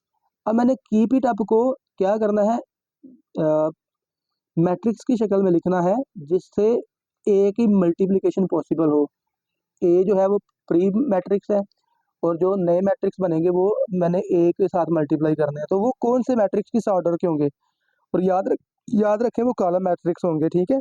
तो इसमें 3 कॉलम्स हैं, तो ऑब्वियसली फिर जो दूसरा मैट्रिक्स होगा उसके रोज की तादाद 3 होगी, ठीक है ना। मैट्रिक्स मल्टीप्लिकेशन आपको याद है ना कि पहले मैट्रिक्स के कॉलम की तादाद और दूसरे की रोज की तादाद सेम होनी चाहिए। तो इसमें कॉलम 3 है तो अगले मैट्रिक्स की रोज कितनी होनी चाहिए 3। तो ज़रा मेरा मैसेज ज़रा देखते हैं क्या है मैसेज। मैसेज जो है बच्चों वो है कीप इट अप। तो क्योंकि 3 रोज होनी चाहिए तो मैं ना मैसेज को ना 3-3 अल्फ़ाबेट्स में डिवाइड करता हूँ। देखिएगा keep it up, keep it up, ठीक है। मैंने इसको 3-3 में कन्वर्ट कर लिया। क्या अब क्या इससे क्या होगा, के कौन सा लेटर था मेरे पास, के है 11 और ये है 5 और ये भी 5 आएगा। और पी है बच्चों, पी है 16, आई है 9 और टी है 20 और यू है बच्चों 21 और पी है 16, ठीक है। अब मैं ना इनको लेट कर लेता हूँ, मैट्रिसेस की शक्ल में लिख लेता हूँ, ठीक है। लेट A1 लिख लेता हूँ क्योंकि ए पहले यूज़ किया हुआ है, तो ये आएगा कॉलम मैट्रिक्स में 11 5 5। ये समझ लें कि मैसेज की इनकोडिंग स्टार्ट हो चुकी है बच्चों। A2 16 9 20 and A3 21 16। अब ये तीसरे नंबर पे क्या लिखेंगे भाई, तीसरे नंबर पे आपने 0 लिख देना है भाई, आपने 3 रोज पूरी करनी है, ठीक है। 0 लिख दीजिए उसको जो मिसिंग है, ठीक है। इनकोड करते हुए मिसिंग लेटर की जगह पे 0, और जब डी कोड करेंगे तो स्पेस की जगह पे हम क्या करते हैं 27 यूज़ करते हैं, वो अगले क्वेश्चन में हम यूज़ भी करने वाले हैं। अब ये मेरे पास 3 मैट्रिसेस बन चुके हैं। अब मैं क्या करूँगा, बस सिंपल इसको की वाले मैसेज से मैट्रिक्स से मल्टीप्लाई कर दूंगा, ठीक है। Therefore A into A1 is equal to A, क्या था बच्चों, ये की मैसेज आपके सामने है, ठीक है, ये वाला की मैट्रिक्स, ठीक है। तो ये आप ए की वैल्यू पुट करेंगे 101 2 -1 1 0 1 2। और बच्चों इसको मैंने मल्टीप्लाई करना है 11 5 5 से, ठीक है बच्चों। चलें जी मल्टीप्लाई करते हैं। पहला कॉलम वही असूल है मल्टीप्लिकेशन का, तो ये आएगा 11 प्लस 0 प्लस 5 1 ज़ार 5, 11 2 बार 22 -5 प्लस 5 0 प्लस 5 प्लस 10, ठीक है। तो ये बच्चों मेरे पास क्या आ गया, ये बच्चों आ गया है 16, 11 5 16, ये आ गया 22 -5 प्लस 5 कैंसिल, तो ये आ गया 15, ठीक है। और उसके बाद है बच्चों A2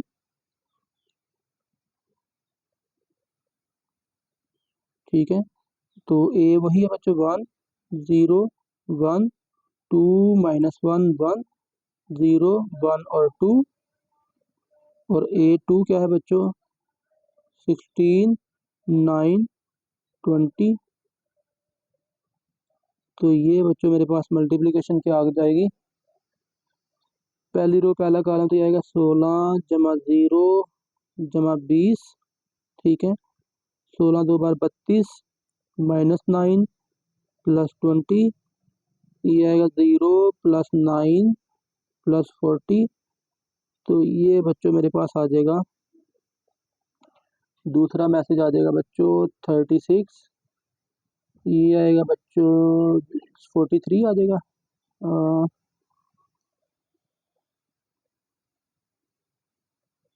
ये 32 43 आ जाएगा बच्चों, ठीक है। और ये आएगा 49। और फाइनली एंड A3 1 0 1 2 -1 1 0 1 2।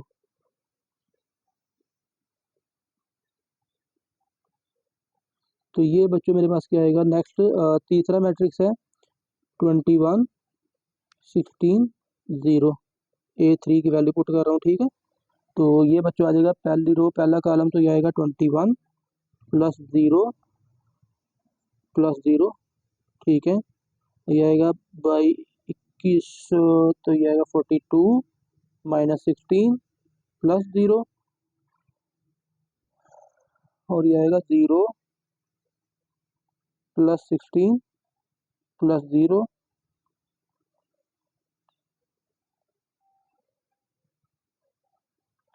तो ये आ गया बच्चों 21, ठीक है। और ये आएगा 26 और ये आएगा 16, ठीक है। तो ये बच्चों इनकोडेड मैसेज बेसिकली यही मैट्रिसेस है हमारे पास, ये वाला और ये वाला। लेकिन जो है ना एक इंटरेस्टिंग चीज़ और मैं आपको यहाँ पे बताता हूँ, वैसे तो बुक पे आंसर यही है, ठीक है। चले मैं बुक के मुताबिक आंसर लिख देता हूँ। दी इनकोडेड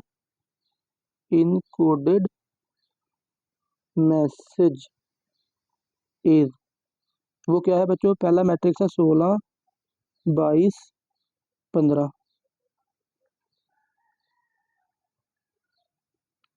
और है बच्चों 36 43 49, और है बच्चों 21 26 और 16। वैसे तो बच्चों ये आंसर है बुक पे, ठीक है। लेकिन जो है ना वैसे तो एडवांस जो हम क्रिप्टोग्राफी पढ़ते हैं ना वहाँ पे मैट्रिसेस की शक्ल में मैसेज नहीं आगे जाता, आगे अल्फ़ाबेट्स ही बेसिकली जाते हैं। क्योंकि फ़र्ज़ कर ले मैं कहता हूँ कि मेरा मैसेज मैट्रिसेस की शक्ल में गया है, तो वो तो बीच में जो हैकर है वो अगर वो मैट्रिक्स देखेगा ना तो उसको एक काफ़ी हद तक एक आइडिया हो जाएगा कि ये तो भाई किसी मैट्रिक्स को मैट की बनाया गया है। तो की हमेशा मैट्रिक्स नहीं होती, और भी कुछ चीज़ें हो सकती हैं, ठीक है। तो अब ये बेसिकली एक आइडिया देने वाली बात है कि भाई की जो मैं यूज़ कर रहा हूँ वो एक मैट्रिक्स यूज़ कर रहा हूँ। तो बेसिकली जो आंसर है ये आंसर तो बुक पे यही लिखा हुआ है। तो लेकिन प्रॉपर जो आंसर होना चाहिए जो हम एमफिल में करते भी हैं एडवांस क्रिप्टोग्राफी में, वो ये होता है बच्चों कि आप इस मैसेज को ना इसको अल्फ़ाबेट्स में कन्वर्ट करें। तो अल्फ़ाबेट्स में कन्वर्ट करने के लिए मैं क्या करूँगा बच्चों, इसको लिख लूँगा 16 22 15 36 43 49 21 26 और 16। अब ये इनके ज़्यादा करस्पॉन्डिंग आप अल्फ़ाबेट्स लिख दें, बस इतना सारा काम है और कुछ अजीब नहीं है। बस ये थोड़ी सारी चेंजिंग आई है कि ये 36 तो 26 से बड़ा आ गया, 43 भी 26 से बड़ा है, 49 भी 26 से बड़ा है, तो कोई इशू नहीं है।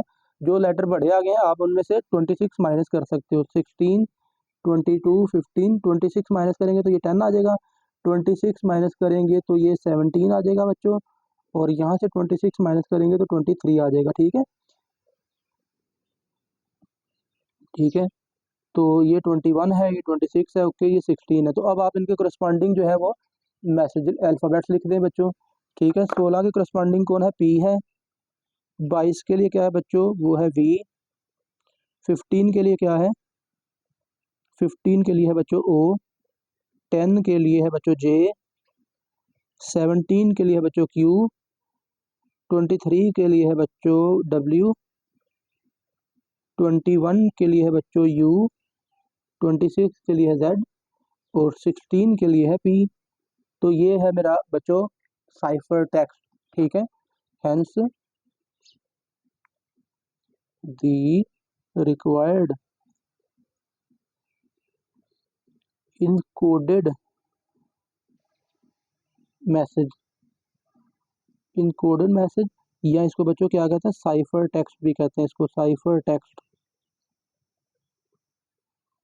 ठीक है। साइफर टेक्स्ट इज, और वो क्या है बच्चों, वो है PVOJQWUZ और P, ये है बच्चों साइफर मैसेज, ठीक है। समझ लें। अब देखें ना, मैंने अगर फर्ज कर ले किसी को रास्ते में ये मैसेज शो हो रहा है तो उसकी जाने पर आ गई है कीप इट अप लिखा हुआ है, ठीक है। तो बेसिकली ये क्या है, कीप इट अप है। ओके बच्चों, तो ये है बच्चों हमारे पास इनकोडिंग, ठीक है। इनकोड हमने कर दिया मैसेज कीप इट अप को। अब जो लास्ट क्वेश्चन है 10, वो है डिकोडिंग। चले जी उसकी डिकोडिंग भी कर लेते हैं फटाफट से, क्वेश्चन नंबर 10 करते हैं। तो बच्चों क्वेश्चन नंबर 11 है डिकोड द मैसेज। ये मैसेज आपको मैट्रिक्स की शक्ल में गिवन है बच्चों, 3 मैट्रिक्स गिवन है। That was encoded using matrix A, ये की मैट्रिक्स है जिसको यूज करके इनकोड किया गया था किसी मैसेज को। Where the numbers 1 to 26 are the corresponding to the letters A to Z and 27 is representing space और डैश। 27 की जगह पे हम स्पेस यूज करेंगे, ठीक है।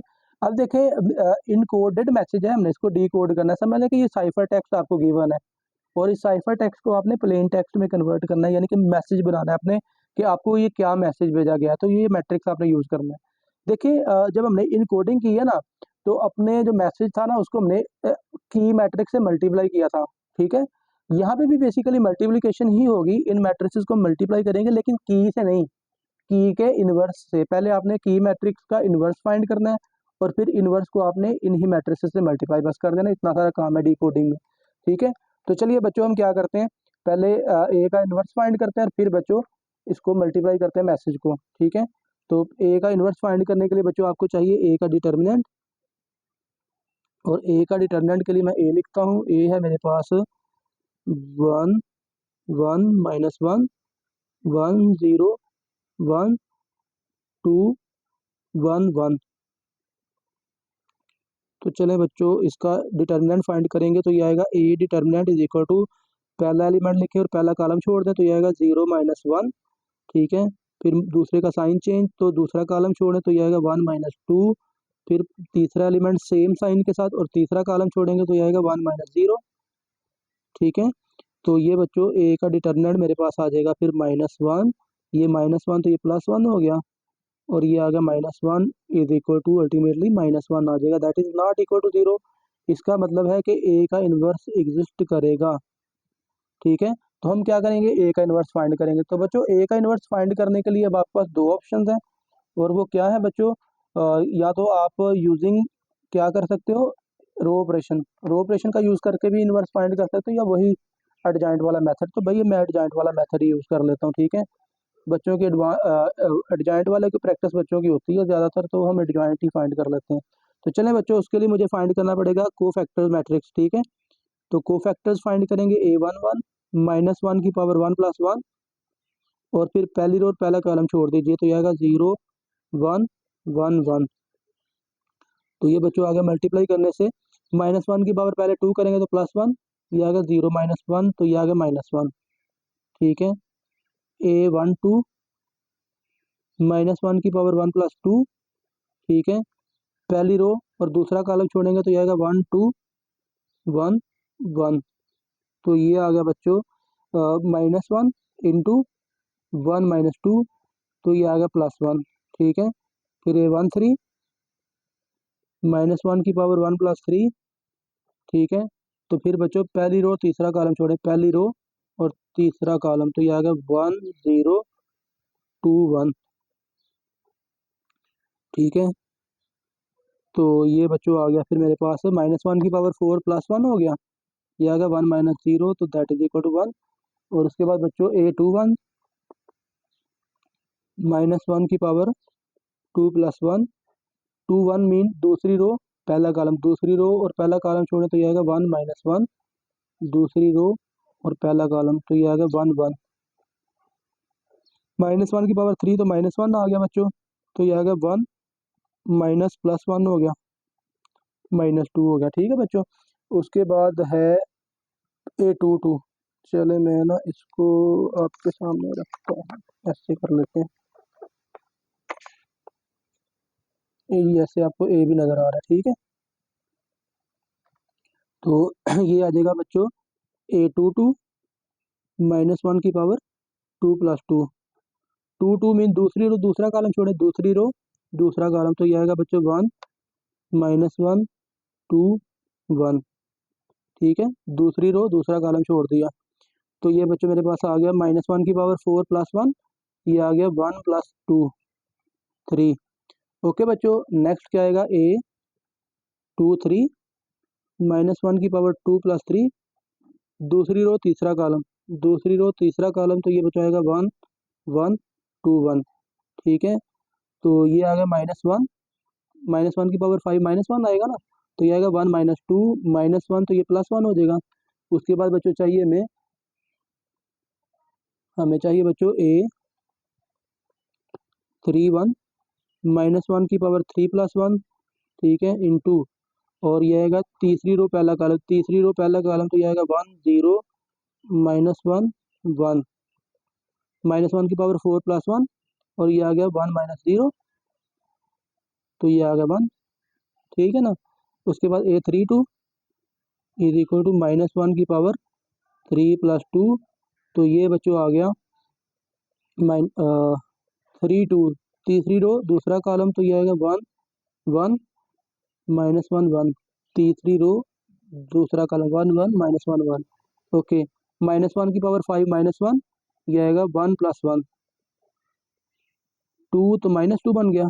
और फाइनली A33 -1 की पावर 3 + 3, और फिर बच्चों क्या होगा, तीसरी रो और तीसरा कॉलम छोड़ेंगे, तो ये आएगा 1 1 1 0, तो ये आ गया +1 × 0 - 1 दैट इज इक्वल टू -1। तो ये बच्चों सारे कोफैक्टर्स हमने फाइंड कर लिए।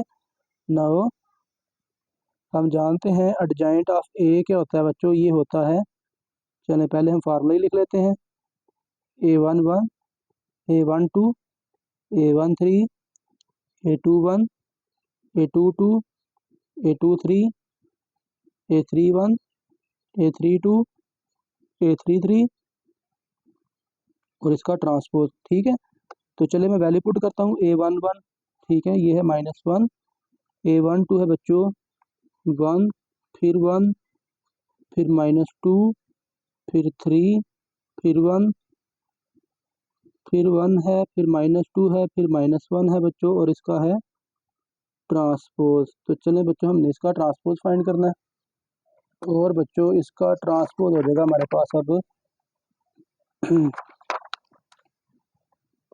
This implies that adjoint of A is equal to बच्चों, पहले कॉलम की पहली रो बनाएंगे तो -1 -2 + 1 1 3 -2। ठीक है, और ये आएगा 1 1 -1। ठीक है, ठीक है, ये हो गया पहला। ठीक है, ठीक है, ओके, तो ये बच्चों आ गया हमारे पास एडजॉइंट। सो ए इनवर्स क्या आएगा बच्चों, वो होता है 1/A determinant into adjoint of A. तो ये क्या आएगा बच्चों, डिटर्मिनेंट क्या था -1, तो 1/-1 इंटू -1 -2 1 1 3 -2 1 1 और -1। और बेशक आप इसको लिख लीजिए एक स्टेप और, A inverse is equal to minus से अंदर मल्टीप्लाई कर लें, तो ये बच्चों आ जाएगा +1 +2 -1 -1 -3 2 -1 -1 +1। ठीक है, तो ये बच्चों आ गया ए का इन्वर्स। अब ए के इन्वर्स को हमने बारी बारी क्या करना है, मैसेज से मल्टीप्लाई बस कर देना। ठीक है, तो मैसेज से मल्टीप्लाई कर देंगे तो हमारे पास ये डिकोडिंग हो जाएगी जो मैसेज हमें आया हुआ है। ठीक है, चले मैं यहाँ पे ये ए इन्वर्स ध्यान में रखिएगा। ठीक है,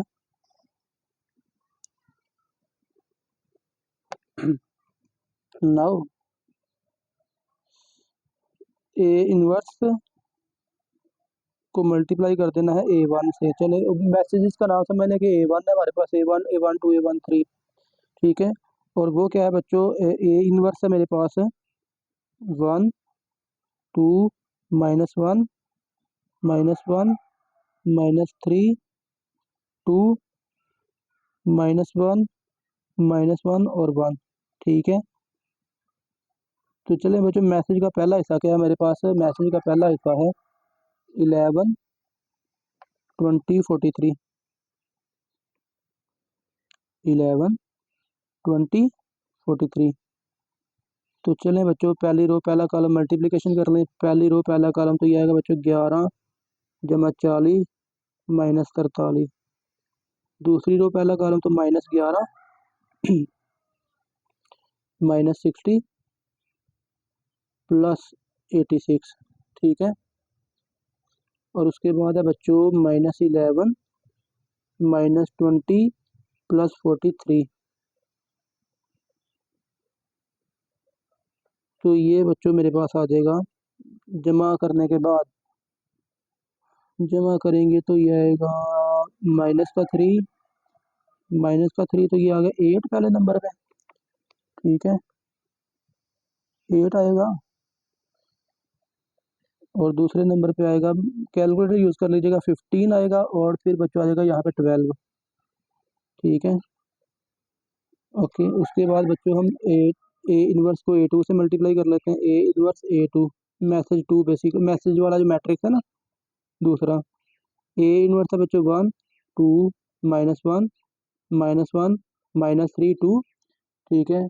और उसके बाद है बच्चों -1 -1 +1। और मैसेज जो दूसरा मैट्रिक्स है मैसेज वाला वो है बच्चों 25 10 41, 25 है 10 है 41 है। तो चलो बच्चों यहाँ पे मल्टीप्लिकेशन कर लेते हैं। तो मल्टीप्लिकेशन क्या होगी, पहली रो पहला कॉलम तो आएगा 25 जमा 20 -41 -25 -30 और जमा 82, ठीक है। फिर आएगा -25 -10 प्लस 41, ठीक है। तो अब आप इनको ऐड कर लीजिए। तो ये ऐड होने के बाद बच्चों मेरे पास आ जाएंगे 4 पहले नंबर पे आ जाएगा 45 -41 तो 4 आ गया, ठीक है। फिर आएगा 27, इनको ऐड कर लेंगे तो 27। और फिर बच्चों मेरे पास यहाँ पे आ जाएगा 6, ठीक है। And finally A inverse A3, वो बच्चों क्या आएगा 1 2 -1 -1 -3 2 -1 -1 +1। और मैसेज का तीसरा हिस्सा क्या था बच्चों 22 14 41, 22 14 41, ठीक है। अब ये मल्टीप्लिकेशन बच्चों कर लें। तो ये मेरे पास आएगा पहली रो पहला कॉलम तो ये आएगा 22 जमा 28 -41। फिर आएगा बच्चों -22 -14 3 42, ठीक है। और ये आएगा जमा 82। फिर आएगा -22 -14 और प्लस 41, ठीक है। तो मैसेज जो है बच्चों ये पहला नेक्स्ट एडिशन करेंगे तो क्या आएगा हमारे पास, ये बच्चों आ जाएगा 3 40 50 50 में से 41 के 50 में तो 9 आ जाएगा, फिर 9 ये आ जाएगा 18 और ये आ जाएगा 5, ठीक है। तो अब आपने क्या करना है बच्चों, इन नंबर्स को ये जो हमारे पास मल्टीप्लिकेशन के बाद नंबर आए इनको आपने अल्फ़ाबेट्स में कन्वर्ट करना है। तो देखते हैं हमारे पास क्या मैसेज बनता है, ठीक है। Hence this implies that numbers मेरे पास आए हैं 8 है 15 है 12 है, ठीक है 8 15 12। और ये आएगा 4 27 6 9 18 और 5। तो अब करस्पॉन्डिंग अल्फ़ाबेट्स लिख दीजिए बच्चों। 8 के अगेंस्ट है H, 15 के अगेंस्ट है बच्चों O, 12 के अगेंस्ट है बच्चों L, 4 के अगेंस्ट है बच्चों D, 27 का स्पेस या ये डैश लगनी है। और 6 पे है F, 9 पे है बच्चों I, 18 पे है बच्चों आर और 5 पे है बच्चों ई। तो मैसेज क्या बन गया, होल्ड फायर। ठीक है, तो आप लिखेंगे हैंस दी रिक्वायर्ड मैसेज, या मैं इसको ब्रैकेट में लिखता हूँ प्लेन टेक्स्ट। ठीक है, ये क्या है, प्लेन टेक्स्ट। ठीक है, इज, और वो क्या है बच्चों, होल्ड फायर है। ठीक है, तो वो मैसेज के जरिए कहा गया कि भाई फायर होल्ड कर दें, यानी कि जंग बंदी कर दें, होल्ड फायर। ठीक है, चलो जी, ये बच्चों हमारा लास्ट क्वेश्चन था। एक्सरसाइज 4.3 खत्म, एक्चुअली चैप्टर नंबर 4 खत्म बच्चों। तो आई होप कि आपको इस एक्सरसाइज के सारे क्वेश्चंस की समझ आ गई है बच्चों, और इस चैप्टर के हर क्वेश्चन की समझ आ गई है बच्चों। फिर भी कहीं पे किसी क्वेश्चन में, किसी एक्सरसाइज में, किसी स्टेप में डाउट है तो बच्चों बिला झिझक आपने डिस्कस कर लेना है, कमेंट सेक्शन में बता देना है। और बच्चों वीडियो को दोस्तों के साथ लाजमी काइंडली शेयर कर दिया करें और चैनल को लाजमी सब्सक्राइब कर दीजिएगा। आप सबका बहुत शुक्रिया बच्चों, अल्लाह हाफिज़।